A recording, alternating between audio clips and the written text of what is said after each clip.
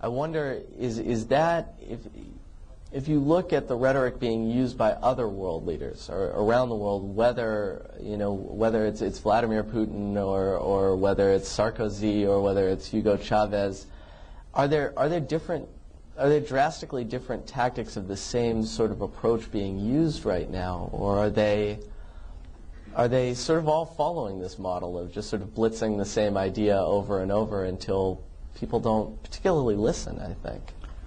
Well, it's a mistake to expect anything from leaders other than attempts to expand their power and control and domination.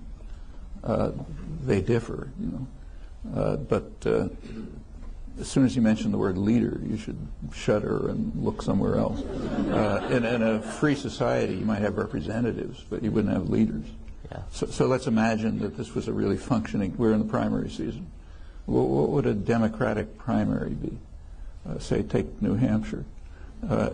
It wouldn't be a candidate comes into a town and says, tells you lies about themselves. What would happen is the people in the town would get together and say, look, they'll work out the kinds of programs they want the next president to follow. And then if somebody wants to come in to be elected, they'd say, okay, you can come. Here's what we want you to do. If you're willing to do that, maybe we'll vote for you. If you're not, we're not willing to vote for you. But you don't have, and then there should be mechanisms to ensure that they do it, or else you throw them out. But the way we do it is quite different. The leaders come, they tell you what, they present themselves, usually falsely, and you're then to decide, well, do I want him or do I want him? But that's completely backwards from what a functioning democratic society would be. So when you talk about leaders, you have to shiver. On the other hand, there are differences. So take, say, Chávez, who you mentioned. On December, I don't know how many people know this, but on December 31st, at the end of last year, Chávez announced an amnesty for participants in the military coup in 2002, April 2002, not for all of them, for many of them.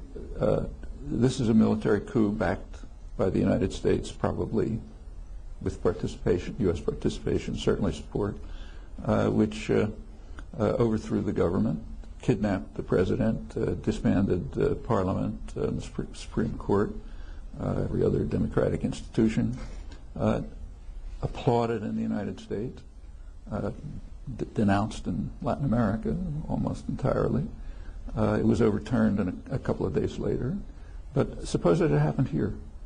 Suppose there was a military coup here, which overthrew the government, kidnapped George Bush, disbanded Congress, and then there was a popular uprising and it overturned the coup. I mean, would they be amnestied, the people who took part in it? I mean, they'd get the death sentence. There wouldn't be any question of amnesty. Well, I don't know if it was out of embarrassment or lack of interest, but actually I had a friend do a database search on coverage of the amnesty. A couple of lines, scattered lines here and there. I'm sure you know that Chavez is like a demon in the Western press, and one of his worst crimes, which just elicited a torrent of abuse, was canceling the license of a television station, RCTV. Actually didn't close the station, contrary to what was said. He canceled their license to take up a large part of the publicly owned frequencies. They could still go on cable. That was considered utterly horrendous, and the press denounced them. Said this kind of thing could never happen here. Which is perfectly true. It couldn't happen here. But very few pointed out the reason. The station, you have to think of an analogy. Let's go back to the imagined military coup in the United States, the way I described. Suppose that CBS helped instigate the coup, supported it openly. As the popular uprising took place that overthrew the coup leaders, CBS started playing comedies and anything so that people wouldn't know what's going on in the streets. What would happen to CBS afterwards? to their managers and owners? Would they be allowed to keep broadcasting for 5 years and then have their license for public broadcasting removed? They'd be immediately sent to jail, probably get the death sentence. So it's true it wouldn't happen here, but not for exactly the reasons that were mentioned. Well, go on and on like this. We simply, let me take one last example to illustrate just the difficulty of applying to ourselves the standards we do to others. Take 9/11. Terrible atrocity, a huge outpouring of sympathy and support all over the world, including, incidentally, from the jihadi movements. I mean, they later turned because of our reaction to it, but at the beginning they were highly condemned it very strongly. And it was a terrible atrocity, undoubtedly. But it could have been worse. So let's imagine how it could have been worse, for example.